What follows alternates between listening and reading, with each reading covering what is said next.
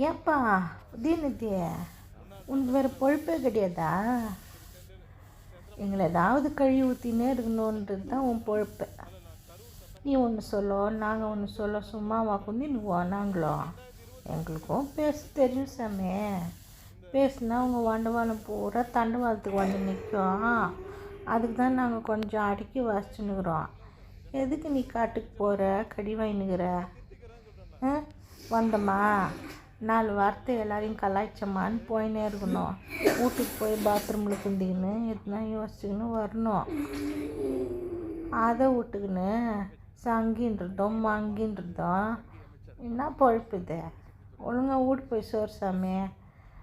எங்ககிட்ட இருக்கிற பிள்ளைங்கெல்லாம் மோசமாக இருந்துங்க. அதுலேயும் இந்த கடைக்குட்டிங்க இருக்குது, ரொம்ப மோசம். அதுங்களெல்லாம் ஒன்றும் பண்ண முடியாது. என்ன, எனக்கு ஒன்று பார்த்தா பாவமாக கிட்ட சாமி. பத்திரமா வீட்டு போய் சேர்ந்துருக்குன்னு.